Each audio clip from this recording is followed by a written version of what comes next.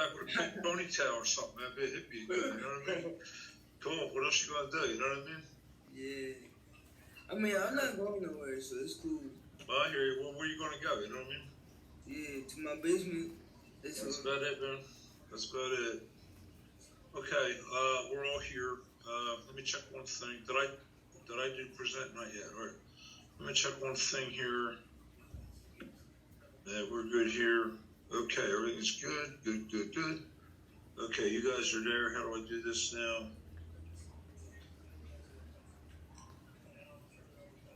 Okay.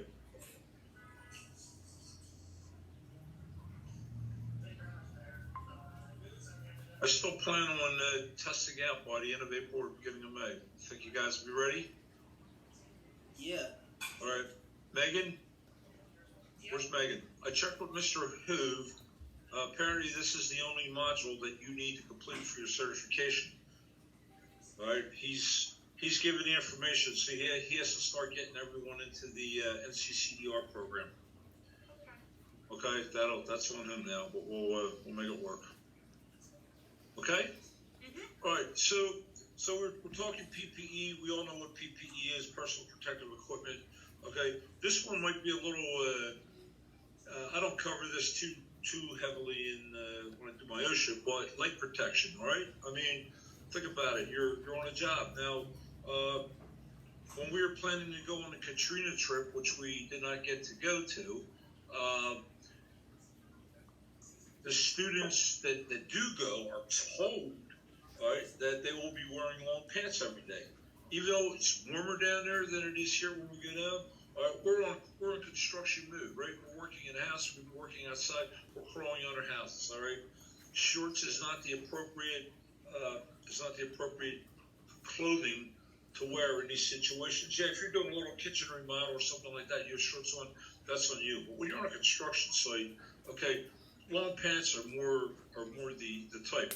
And I'm not talking about the pants that you got the knees cut out. You buy them that way at Old Navy or wherever you buy them, right?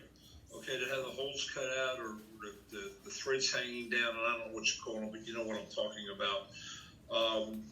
They are not appropriate for job site. A proper pair of jeans is proper for a job site. Some guys might wear coveralls, okay, because they don't want to get their clothes that they have to wear home dirty and stuff like that. The other thing with jeans, and they're showing you they're showing you this as a shoe, but look at the jeans. The jeans don't go down to the ground. They got a nice seam, so they're not hanging, and they're not the baggy jeans. For the same reason we don't want baggy shirts, we don't want baggy jeans, right? Yeah. Because it could get caught on something. And look at this. Trip hazard, seriously, we're going to trip over a pair of jeans. Okay? And ideally you should wear pants without cuffs, all right? So whatever they recommend there in that type of situation, that's fine, all right? So never carry pointed tools such as scissors or shears in your pant pockets. Okay, well, some of you might buy what they call cargo pants. Everybody familiar with cargo pants? Yeah. Yep. Well, I would. They got the extra pockets in the bottoms and all, right? So you don't put sharp objects and stuff in there. If you remember from when we did OSHA, I showed you a video, and in the video they mentioned that when you're getting harnessed up for fall protection, you take keys and things like that out of your pockets. What's that, Sam? Oh, sorry. Okay. So in the video, it said when you're harnessed in and all, you take keys and things like that out of your pockets because if you were to fall, okay, the key could puncture you, right? It could stab your leg. It depends on how you fall on it. So you want to make sure that you don't have tools or things like that in your pockets, or especially a razor knife. Okay, because if the razor knife, if you slip and it happens to open, I mean, that's going to be a horrible thing to deal with. All right, so you never want to carry such things, okay, around in pants pockets. All right, using certain equipment such as chainsaws, use shin guards. All right, shin guards are guards that you can put on your legs. All right, if you have to be down or you got a lot of stuff flying around, things like that. Okay, they also make knee pads. okay, which is PPE to some guys. If you happen to get into masonry work, or if you're putting a framing down and you got to be on your knees on the floor, all right, you want to shoot out your knees. One of the big things today in the medical field is knee replacement. And why do you think knee replacement is a big thing? Because people wore down their knees either by too much exercising or by crawling on them and things like that. One of the problems we had when I used to work at a meat plant is cold all the time. And mechanics would have to get down on the floor to crawl under a machine or something like that. Well, okay, it's not the best environment, so you need to protect that. And then in this case, knee pads is another form of PPE. So moving on to foot protection, okay, we talked before about safety shoes, okay, the types you should wear, all right. There's different types out there. You have them with the steel toe covering, and also they make one now. It's not steel toe, but it is another material that it's like a heavy fiberglass that protects things from coming on you. Obviously, if you got a 200-pound boulder coming down, that is not going to save your foot, okay, from getting crushed no matter what you have on. And now here's the problem with steel toe.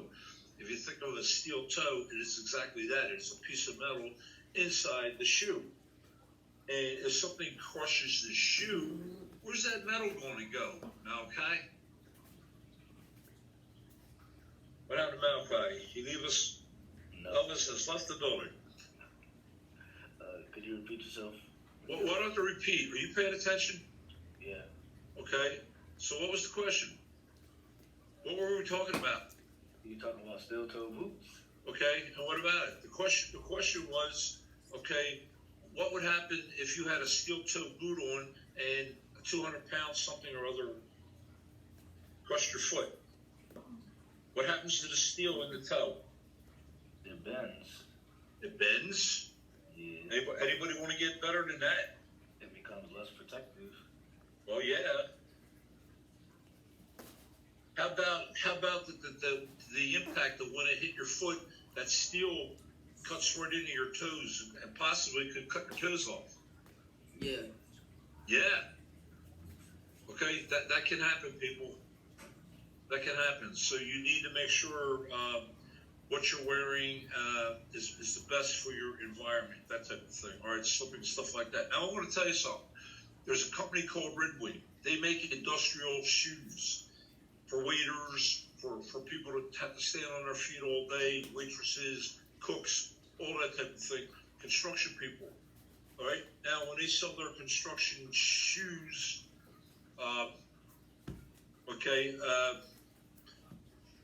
they also have a sneak with a toe protected in a sneak.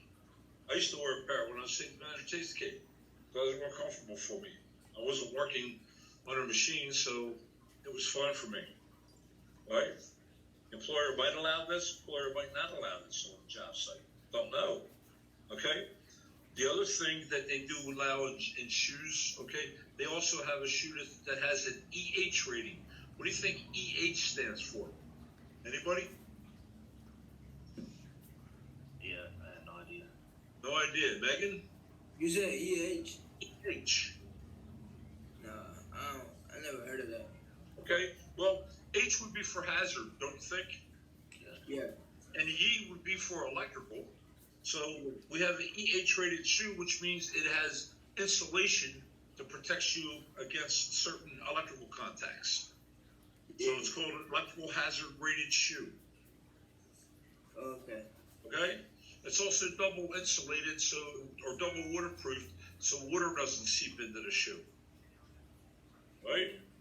So there's different shoes out there for different types of environments, okay? And your employer will designate what they want you to wear, type of thing. All right, here's a good one. Yeah, we're all going to wear sandals on the job site, right? No. I can see Megan out there in her sandals, okay, and there's loose nails all over the place. Not a good thing, okay? So these are the things we have to avoid. All right, skin protection. All right, dermatitis. It's a skin irritation. Some of us might get rashes. We had a student 2 years ago. Okay, no, actually, he's still with us. We have a student that gets skin irritations. Right? So he has to keep his arms covered. All right, that type of thing. All right. So we wear gloves, all right, and things like that when we're around chemicals. Use creams if you notice your skin drying out. All right, notify your supervisor. Yeah, okay, if chemicals are too bad on the job or things like that, but you know how to take care of your skin. You know if you get rashes. My skin gets all dried out just from being out in the cold sometimes. But lately, everybody washing their hands 483 times a day. All right, it's even getting worse. So things you want to prevent. Or hearing protection. Okay, well, none of us want to lose our hearing. Okay, and then some cases, hearing protection is needed. If there's a lot of loud noise on the shop and things like that. In my opinion, sometimes when you're working on the first floor across the street, you should have hearing protection on. Okay, because it gets noisy in there. Everybody's cutting with the saws and things like that. Hearing protection is not a bad thing. Now there are a couple different types of hearing protection. Okay, and I'm going to real quick here see what I can come up with.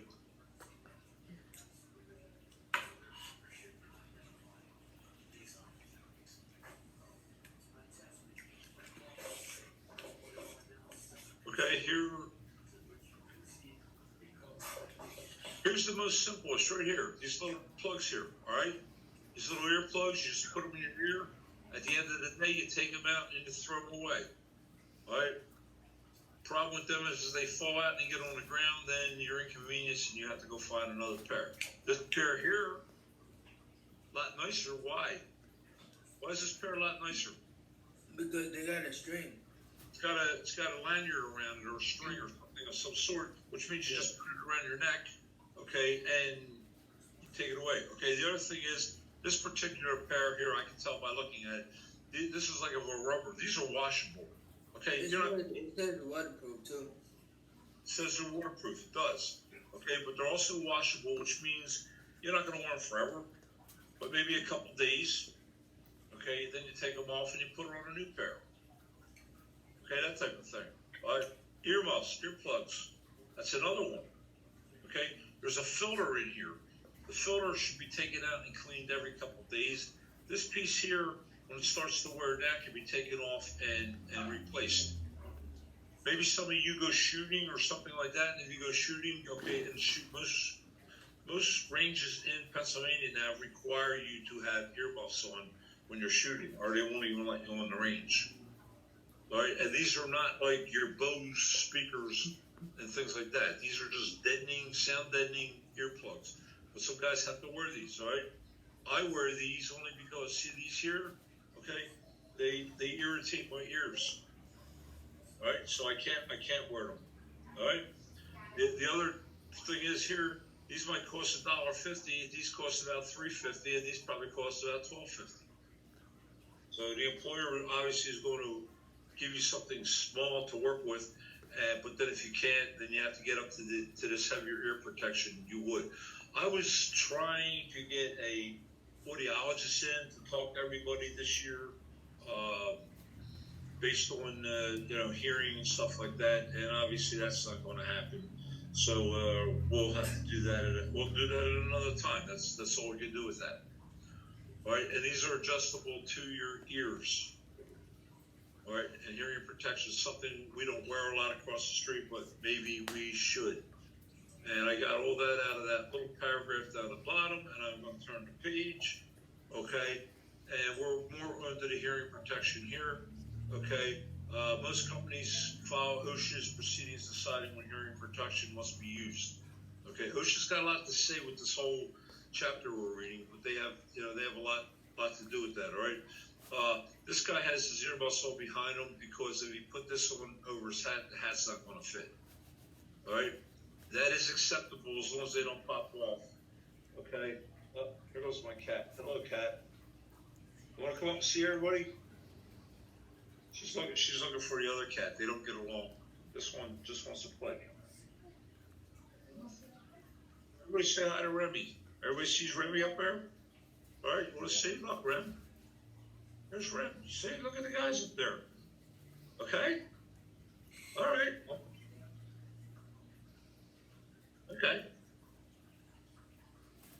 very curious, that cat, okay? But that's okay. So let's get back to this, my bad. Clean your earplugs regularly, things like that, okay? OSHA, like I said, has a lot to do. We're talking about this here. Yeah, sorry, I got distracted. As long as these aren't going to fall off his ears, this is allowed. Remember, I told you about these 2 clips on the hard hat?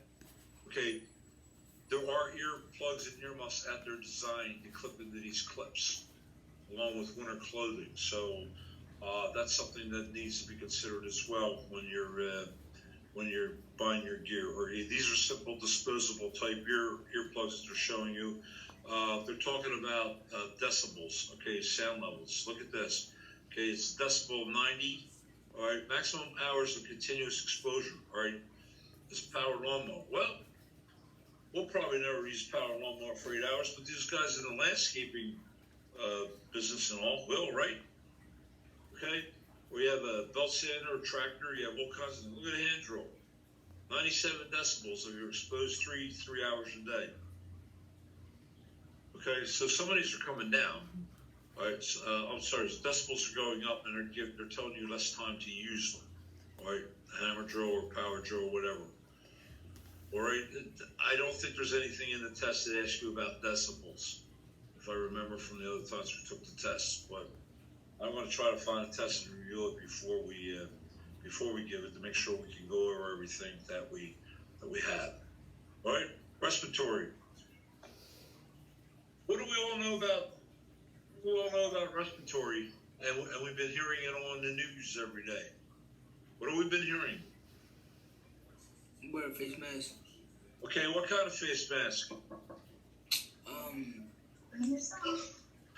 Now my cat's. They just saw the cat. My wife told me that the cat got up on the counter. We had a chicken bone up there. The cat was going to steal the chicken bone. Man, I'll tell you, we got thieves all over the place. Okay. N95 mask. Yeah, what about an N95 mask? They said wear them and wear a surgical mask. Well, they're telling us save the N95 mask for the healthcare professionals. But this is nothing more. Okay, we have these in the shop. Well, we did because we donated some of the ones we had. But these are dust masks, and we use these. We can use these in the shop for dust masks and things like that. Oh yeah, right? we do have them. Yeah, well, we did. I gave them away. We donated them. We donated to the Children's Hospital because Children's Hospital needed some, Sam. But we'll get more. Yeah. We'll get more. Okay. So these are respirators that obviously they get disposed of after a time. Okay.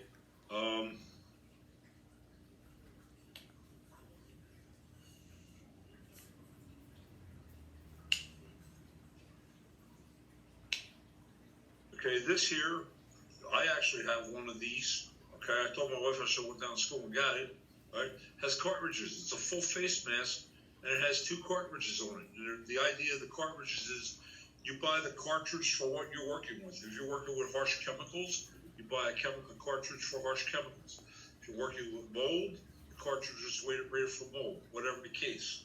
When I was at Tasty Cake, obviously I was on the fire team, so we had a fire, had a lot of smoke. And also there's a lot of refrigeration going through the plant, okay, in the form of ammonia. And if you've ever been around when ammonia starts to leak, it's very potent. So you definitely need to have a respirator on so you're not inhaling the ammonia. Because you get that into your lungs, it's going to burn your lungs, and you're going to be in big trouble. All right? So this is another type of... So which one would you wear, like, to go outside? Can the chemical one? Go outside where, Sam? Like, during the virus.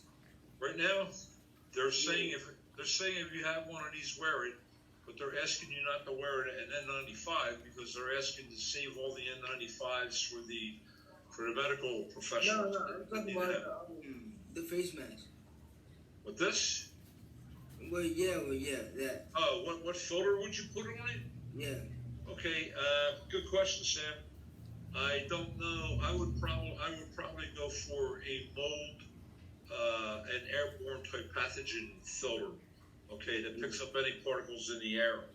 That's probably what I would go after. Okay, you'd probably have to Google it to see if there's anything that comes up. I'll tell you what, we're right here, right? So let's Google this. Okay, face mask, cartridge for COVID. That's what it says. All right, 3M is a company. They got one here. Let's see what they say. They're giving you that one. They're not giving you the cartridge. All right, they're not giving you the cartridge type. They're giving you the simple face mask. Yeah. All right.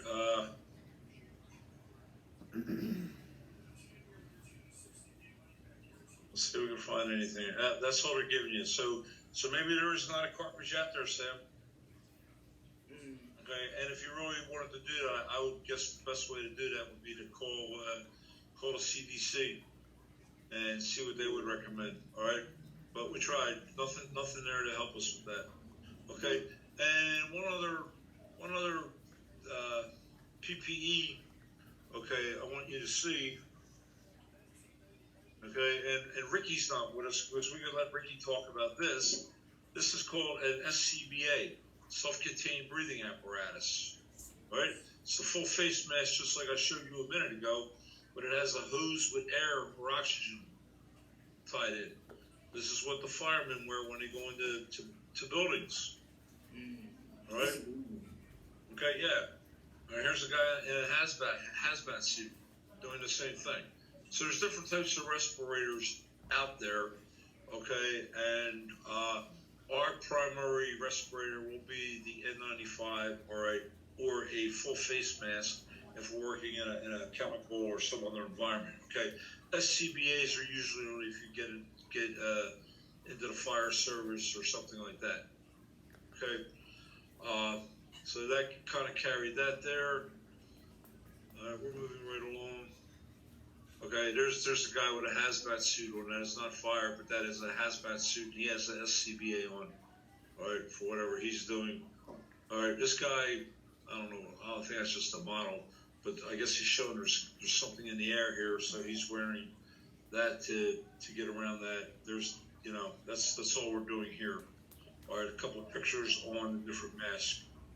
All right, respirator requirements. Now, before I get into respirator requirements, if you remember this from OSHA, okay, the first thing that a person has to do when they get into requirements is that they have to have a what? You remember? Can you repeat that? What do you have to do if you want to be able to wear one of these masks on a job site? First thing you have to do is what? Expected. No. Before it's even given to you. The employer has to see if it's approved. He gotta train you. Before he trains you. Malachi, you're close. What do you mean by approved, Malachi? Like the employer has to say you're able to use it. Okay, what's going to help him say that? If he sees you put it on. You need to have a medical evaluation. You have to go to the doctor. You have to get cleared, because if you have asthma or some other breathing problem, do you want to be put in one of these masks where you have trouble breathing sometimes as it is? Okay? No, you don't. So the first thing you have to do, you have to go get a medical evaluation, make sure the doctor will check out your lungs, make sure you don't have asthma, make sure you don't have any other lung diseases, things like that, before they allow you to get one of these. Then, normally, a company will come in that sells these, and they will fit test you. To my knowledge, they come in 7 sizes. So they will fit it to your face as close as they can. And then once your mask comes into stock, yes, the employer then needs to train you on how to use it. Now, before I even turn the page, there's one no-no to wearing one of these masks. Does anybody remember what that no-no is? What can I not do when I'm having this mask on?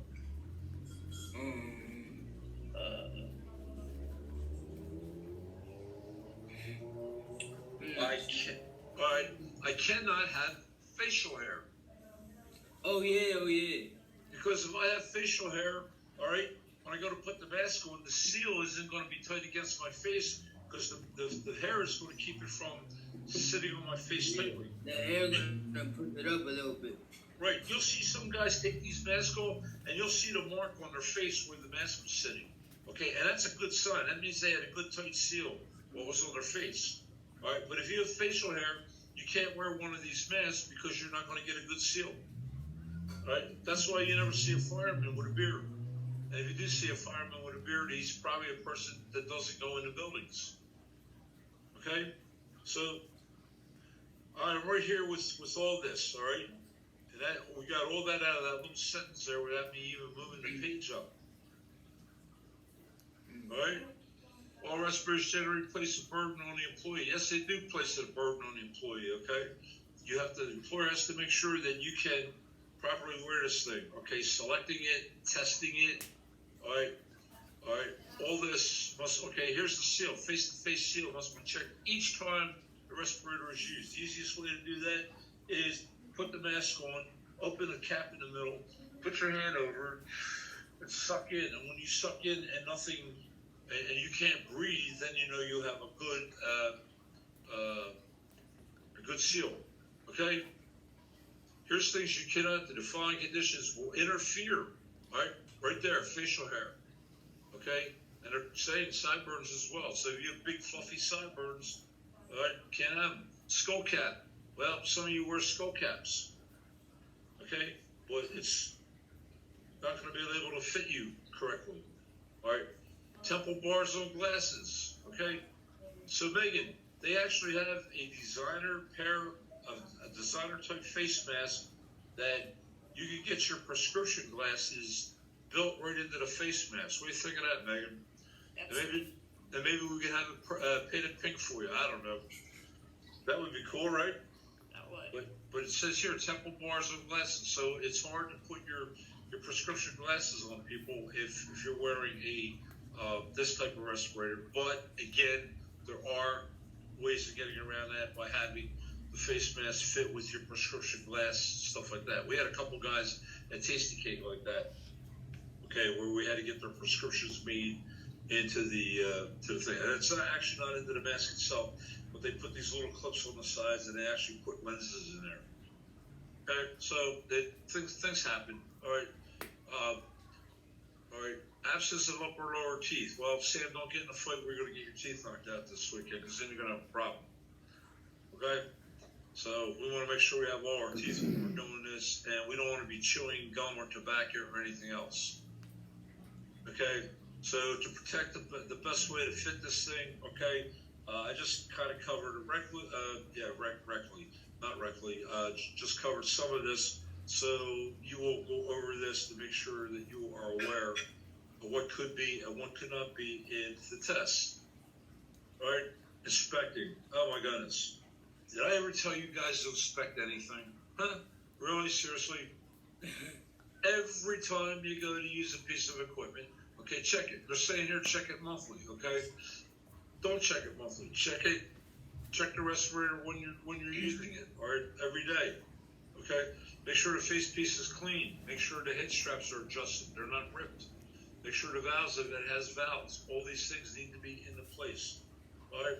Look for cracks and holes, stuff like that. Dirt, okay? Alcohol wipes are a good thing anymore. If you can get them, what? Just wipe everything down, that type of thing, all right? Maintaining the respirator must be cleaned in good condition. All right. Remove the cartridges and filters, or you can hand wash the respirator without the cartridges and filters on it. Okay. Cartridges and filters will wear down. Okay. And from what I remember, most of them. Okay. When you look into the cartridge, the white cartridge, you can see some of it. It starts to turn green, I believe. Ouch, just stepped on my cord here. When it starts to turn green, that is an indication that the cartridge is just about to its expiration point, and it would be a good time to get new cartridges for your face mask if necessary. Okay, so we just hit a lot with that. All right, any questions on cartridges? No. No. Okay. Let's try me see, I think we can get done this one today too. I mean, see where we're at. Yeah, we'll get done this one. Okay. All right. MS, hazardous communication, all right? We know it as the SDS sheet. They're still calling it MSDS sheet here, all right, right here, because this book was actually written in 2015. From June 1st, 2015 is the day that they changed MSDS to safety data sheet, where everyone needs to be on the same page as to what's in the sheet itself. Do we have these in the shop? Somebody talk to me. Yeah, we do. Yeah. Where is it? Where is it, Malachi? By the big glass window. By the big glass window in a yellow book. Yes, very good. Okay, I don't know if Mr. Ho's been keeping it up to date. I hope he has. Okay, but this has all the safety data sheets of all the chemicals you have in the shop: paints, oils, paint cleaner, anything. All right, it's supposed to have a safety data sheet on it. Therefore, that this is these go in that safety data sheet. Three major components to a safety data sheet. What are they? You should remember this. Nobody remembers what's in a safety data sheet. Oh, come on.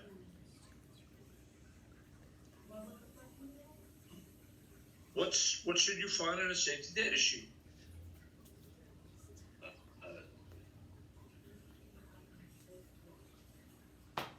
I'll tell you what we're going to do. Do you have your books in front of you? No. Well, you should, because I gave you the pages. Okay? I gave you the pages, so you should have your books in front of you. Okay, this is an old what do you call it, sheet? So I'll tell you what I'm going to do. I'm going to go here. I'm going to clip here. I'm going to go. Let's see.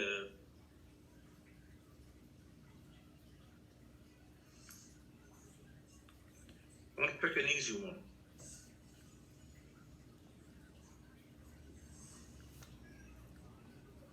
All right, so we got Clorox here. So let's open that. It's not going to allow me to open it. Why not? All right, it's not allowing me to open it. All right, so maybe I got to come down here. Yeah, I got to come down here. All right, so region, select a brand, please. Okay. Yeah, let's go with disinfecting bleach. Why not? What the heck? Okay, I'm going to download the safety data sheet. Okay, and it is 9 pages because things have been added to these things, all right? And before we even go back to covering, all right, first thing I want you to know, right here, tells you the company that produced it. And look at that, there's an emergency number right there, okay? Emergency phone number, if there's a problem, okay? But we all have a better emergency number. What's the number I gave you last year? Who remembers it? 811. No, not 811. Come on. Go ahead, what is it? Isn't it 611? No. You all got your computers in front of you? Punch in this number, 800 222 1222. What do you got?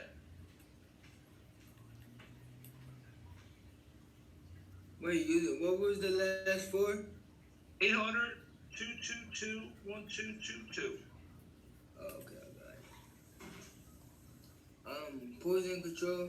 Poison control. Wow, what do you think, Sam? Is that an important number to know? Yeah. Yeah. Why? Maybe you got little brothers and sisters running around the house, and maybe mom left the bleach out, and your little brother drank the bleach. Yeah. Not a good thing. Okay? Not a good thing. Okay? So, something to consider. All right? Poison control, that's the number you should have. Now let me get back to where I was, my safety data sheet. That's the first information, okay? And then there's some hazards, all right, and precautionary statements and all like this. So what's all in here? This is part one of a safety data sheet. All right, all this precautionary statements and stuff like that, compositions, things like that, inhalation. All right, and it's not giving me what I wanted to give, but that's okay. All right. So the other thing is, all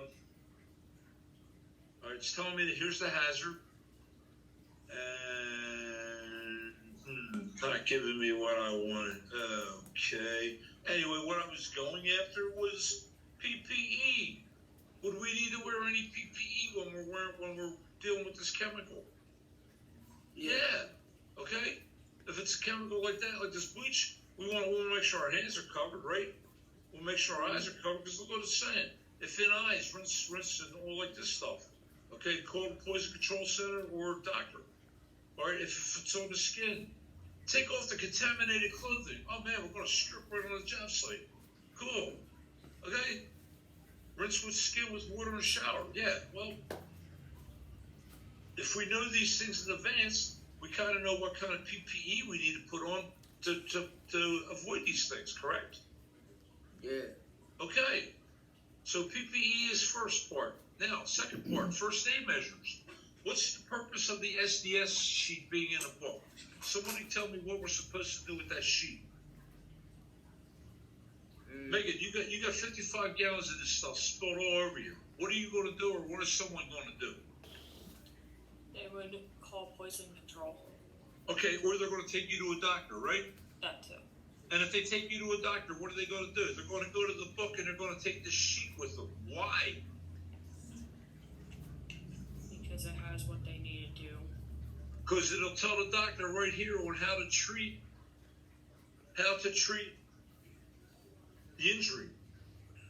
All right, this is a light one. Some chemicals will be very potent. All right, but it's telling the doctor how to treat. All right, look at this. You got it in the eyes. Rinse immediately with plenty of water under the eye. All right, for 15 minutes.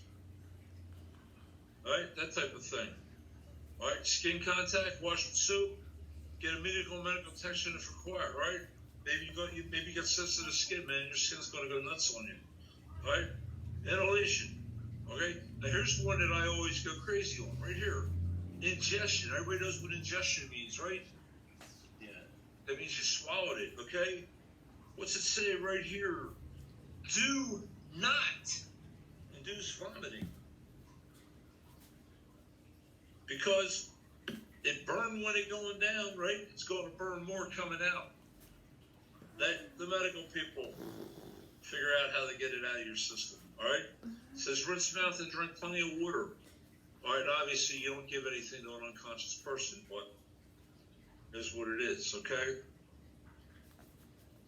So these are just some of the things that are in an SDS sheet. If you get it on a situation, you take this page with you, or whatever chemical you're working with you to the medical facility that you're heading to. And the third part is very important here. Look at this here, okay? Do these guys need to know what they're doing if they're coming into the building? Yeah. Okay. They need to know how they're going to fight the fire right here. What extinguishing components they're going to use. All right.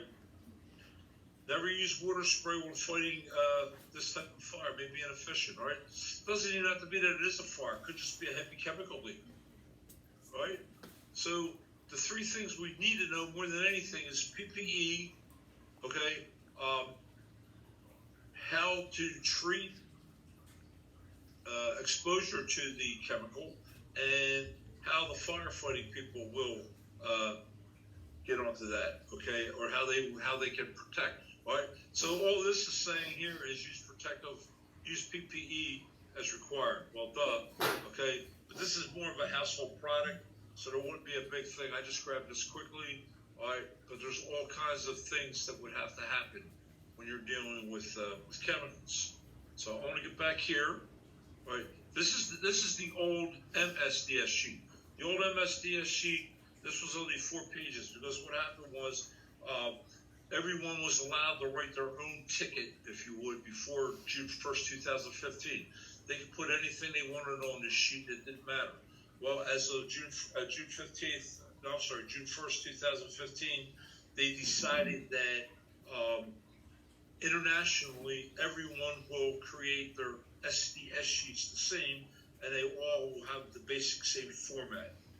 Now, when I took this with my OSHA class last year, majority of the SDS sheets that we looked at were from 9 to 12 pages. All right, so this is important stuff to remember. I do know they hit a question or two on the SDS sheet when you go to, when you're going to take the test. All right, this is an old MSDS sheet, and apparently they're showing us the whole sheet here, and they are. Okay, and I'm not a chemist, so I don't get into all of this as we go along, but it's there to remember and that type of thing. All right, so right there, there are other job site hazards out there that they want us to be aware of. So we're up to page 56. All right, we'll leave it there for the weekend. Next weekend we got 5 nice days, so we'll hit this pretty heavily if we can. I will have you guys in class next week at 12:30. So whenever we wrap up our class, since the PSD guys are not joining us, I'm sending them recordings. What we'll do is when we're done our class, our 12:30 class, we'll take a 15-minute break and we'll come right back and get this working. How's that sound? Does that work for everybody? Yeah, they sound good. Okay.